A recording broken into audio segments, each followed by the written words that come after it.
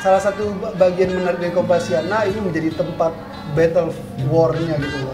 Lahan peperangan para politisi, orang-orang yang terlibat dalam politik untuk beradu argumen, beradu isu gitu kan. Justru di era apatisme media, kita membuka peluang kepada masyarakat, silakan kritisi media. Banyak sekali bukti bahwa penulis-penulis hebat yang memang dia berhasil lewat buku yang bestsellernya, yaitu lewat tulisan. Tapi untuk mencapai itu prosesnya panjang. Dia harus nulis berita, lalu akan ada aja narasumber yang memberi uang agar membuat beritanya lebih bagus lah, atau seperti apa, atau biar dimuat gitu kan. Nah itu kan sepanjang memang dilarang sama perusahaannya, berarti itu haram jatuhnya.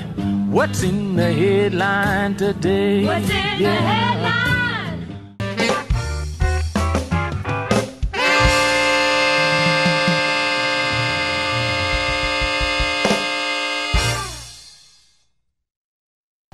Saudara, Anda kembali bersama saya Rifki Airlangga di program Saksi Satu Kamera Sejuta Inspirasi. Saya sudah bersama dengan Pak Iskandar Zulkarnain. Beliau adalah Wakil Manajer Kompasiana yang sudah berkenan hadir di program ini dan akan membagi banyak inspirasi dan ilmu beliau untuk kita semua. Assalamualaikum, apa kabar Pak Iskandar? Baik, waalaikumsalam. Sehat selalu ya Pak ya? Alhamdulillah sehat. Baik, Kompasiana itu salah satu yang sering dibaca dan anak muda itu kalau tulisannya sudah masuk itu harus di capture, harus di posting di Facebook begitu. Boleh cerita sedikit Kompasiana itu awalnya bagaimana dan kan sudah ada Kompas, sudah ada yang lain-lain, yang membedakan apa? Silakan Pak. Ya awalnya simple ya, Kompasiana itu dibuat agar wartawan Kompas ngeblog tahun 2008. Internal berarti ya? Internal awalnya, tapi karena memang belum banyak yang punya waktu untuk nulis di luar rutinitas mereka sebagai wartawan, akhirnya ya udah kita buka untuk umum daripada sepi. Nah ketika kita buka untuk umum itu pun karena memang ada permintaan dari pembaca, Pak Rahid Nuramelar, boleh dong kita pembaca nulis di Kompasiana. Nah begitu kita buka, udah langsung semuanya rame pada nulis karena memang dari awal Kompasiana kita kelola betul. Jadi ini semacam media massa, tapi yang nulis bukan wartawan punya si media itu. Yang nulis semua orang, semua pembaca siapapun, tapi pengelolaannya sama. Kalau ada yang bagus kita edit, kita angkat sebagai headline. Ada yang melanggar kita langsung hapus. Oh baik, begitu. Betul pun kita jaga 24 jam. Karena kan yang nulis bisa siapa saja. Betul. Sehingga tulisannya bisa sedemikian rupa, ada yang jualan, ada yang pornografi, itu udah nggak ada tempat di Kompasiana, langsung kita hapus. Kalau emang bagus, kita angkat betul sampai kita taruh di Kompas Cetak lah, kita taruh di Kompas TV gitu ya. Jadi emang betul-betul kita kelola, kita ajak semua masyarakat, yuk kita nulis, kita buat standar yang bagus untuk sebuah tulisan, bisa berita, bisa opini, bisa fiksi, apapun. Itu berarti mirip kayak jurnalisme warga begitu kira-kira? Salah satu program kita citizen journalism, tapi citizen journalism bukan satu-satunya, karena memang jurnalistik sudah punya pakem sendiri, sudah punya aturan main sendiri. Ini lebih bebas? Ini lebih bebas, jadi diri sendiri, jadi masyarakat itu jadi diri sendiri.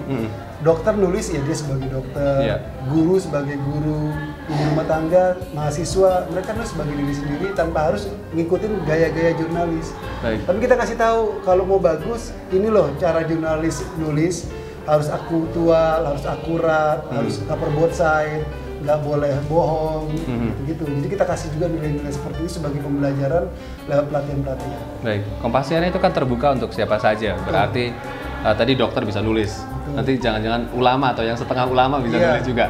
Bagaimana teman-teman di Kompasiana bisa katakanlah memfilter begitu, oh ini sensitif, ini tidak sensitif, padahal cabang keilmuannya kan banyak sekali. Itu caranya seperti apa Pak? Ada satu prinsip yang kita pegang dan ini sangat tidak lazim. Di Kompasiana tidak boleh ngomongin agama. Oh begitu ya? Iya. Sensitif soalnya ya? Iya, karena jadi kita tidak boleh mempertentangkan, mempertanyakan, memperdebatkan agama apapun oleh siapapun, nggak boleh. Tapi kalau inspirasi agama masih masuk? Kalau hikmah, ajakan ibadah, monggo. Gitu ya.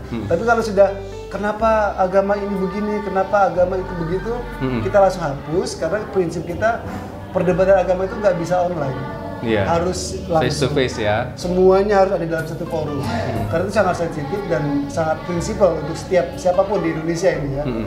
Jadi itu salah satu cara kita untuk meminimalisir konflik. Baik. Yang lainnya kita pegang asas yang betul-betul menurut kita yang copas kita nggak akan terima. Karena kita tempat untuk create konten, bukan untuk sharing konten gitu ya. Yang pornografi bukan tempatnya di sini. Yang mau jualan kita juga nggak bisa terima.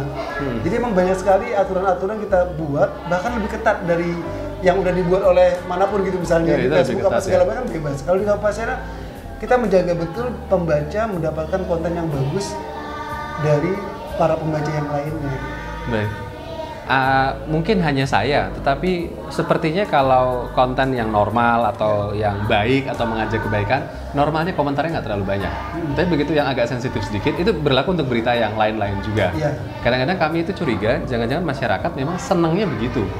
Apa komentar wakil redaksi dari Kompasiana terkait fenomena ini? Ya, memang salah satu bagian menarik dari Kompasiana ini menjadi tempat battle war-nya gitu loh. Lahan peperangan para politisi, orang-orang yang terlibat dalam politik untuk beradu argumen, beradu isu gitu kan, pencitraan dan segala macamnya. Dan kita nggak masalah dengan itu. Karena bagi kita sebagai pengelola Kompasiana, yang paling penting adalah kontennya. Kita tidak peduli siapa yang nulis dan mengapa dia tulis itu. Kalau memang ada pengaduan ternyata ini pencemaran nama baik, fitnah, hoax, kita akan akomodir. Kita lihat seberapa betul pengaduannya, kalau memang melanggar kita hapus. Tapi untuk segala macam kehebohan yang ada di Kompasiana, ya itulah risiko dan memang ya itulah namanya media terbuka gitu. Kalau kita pilih-pilih lebih ke konten, lebih ke apa yang mau ditulis oleh masyarakat, ya mereka nggak akan nulis di Kompasiana. Sepi Kompasiana. Ternyata Kompasiana menghindari konflik, nggak maunya yang adem-adem aja, nggak mau yang kontroversial, itu nggak bakal rame. Dan dari sekian banyak konten yang masuk, itulah kemudian kita bisa mendapatkan kualitas yang bagus. Jadi kita percaya di angka 10% katakanlah. Kalau ada 1000 artikel masuk satu hari, ya 10%-nya berapa, berarti 100 bagus. Tapi kalau yang masuk cuma 10, ya berarti kita cuma dapat 1. Kalau kita buka betul sebebas-bebasnya dengan mekanisme yang semudah mungkin agar masyarakat Indonesia itu suka nulis, berani nulis, mau nulis di Kompasiana. Masyarakat Indonesia saat ini ada di masa ketika semua orang sedikit apatis terhadap media, apalagi setelah Pilpres kemarin. Untuk menjaga independensi Kompasiana atau supaya Kompasiana tetap netral, apa yang dilakukan redaktur? Ini kan pasti saya bisa bayangkan mau pilkada mungkin banyak yang pengen masuk, mau Pilpres, apa saja, bahkan mungkin pilihan RT juga masuk nanti. Betul. Satu prinsip yang kita pegang, jangan pernah membiarkan pembaca berasumsi Kompasiana memihak. Jadi kalau kita itu berat sekali itu. Berat, tapi ada caranya. Misalnya satu waktu kita angkat tulisan yang membela Ahok. Di saat bersamaan kita harus cari artikel yang sama bagusnya yang tidak membela Ahok. Jadi dua itu tetap sama-sama harus balance-nya itu ya. Tapi kan kita nggak bisa kemudian kita cari-cari, kan nggak bisa. Kita rekayasa juga enggak. Jadi apapun yang kita temukan, kita harus berusaha untuk seimbang agar satu hal yang pro dengan yang kontra itu bisa dibaca secara bersama-sama oleh pembaca. Tapi hanya sebatas itu aja. Kita nggak bisa mengajak pembaca, para Kompasianer, yuk kita bela si A, yuk kita tolak si B, nggak bisa. Kalau memang ternyata yang membela si A lebih banyak, ya akan semakin banyak yang tulisan soal itu gitu ya. Jadi ya udah, tinggal nanti yang kontra dengan si A tadi silakan buat lagi tulisan yang juga banyak gitu. Jadi kalau kita justru di era apatisme media, kita membuka peluang kepada masyarakat, silakan kritisi media. Kalau kalian anggap media A terlalu politis, terlalu menggunakan medianya untuk kepentingan golongan, silakan tulis. Paparkan buktinya. Jangan takut, karena media juga nggak bukan Tuhan ya. Dan siapa lagi yang mau mengawasi media kalau bukan kita sebagai pembaca? Lewat Kompasiana, kritikan-kritikan terhadap media itu banyak sekali mereka tulis. Baik, itukah yang salah satu yang disampaikan dalam pengajian akbar jurnalistik sore hari ini di Yayasan Wali?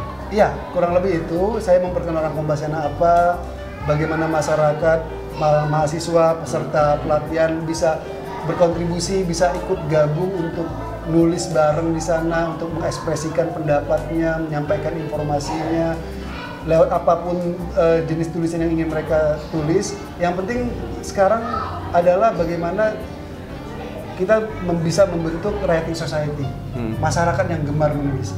Karena menulis itu adalah refleksi dari membaca kan. Kalau hanya membaca selesai di situ, manfaatnya nggak bisa menyebar. Makanya kita mendorong yuk kita nulis yang positif, jangan cuma hahi di sosial media, jangan cuma ribut aja gitu kan, atau mengupdate status hanya lewat selentingan-selentingan dari apa yang kita baca. Kenapa nggak kita buat sebuah artikel lengkap utuh dari awal alasannya, terus kita pertahankan ide kita dan biarkan orang lain juga melakukan yang sama. Itu saya lihat yang lebih positif dibanding dengan hanya sekedar coretes-coretes saja ya. Dan nanti ujung-ujungnya sarkas lah, saling mencela lewat kata-kata. Banyak orang bilang orang Indonesia sudah suka nulis lewat media sosial. Betul. Tapi saya cuma bilang sekarang trennya adalah ngobrol pakai jempol. Ngobrol pakai jempol ya. Jadi pakai jempol kita ngobrol aja. Kita belum nulis. Kita belum jadi penulis. Kalau mau jadi penulis kita harus mulai dengan menulis artikel. Baik.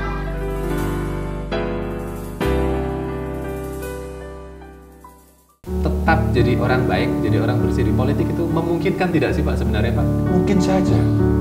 Bahwa di sana banyak resiko, iya. Bahwa kemudian orang di politik tidak bisa sempurna 100% seperti malaikat, iya. Tapi kalau orang baik hanya menjadi penonton, maka dia menjadi penggerutu-penggerutu. Maka kalau orang baik mau masuk, dia sedang menguji dirinya sendiri. Akankah yang ada di dalam hati dan pikirannya itu bisa dia laksanakan?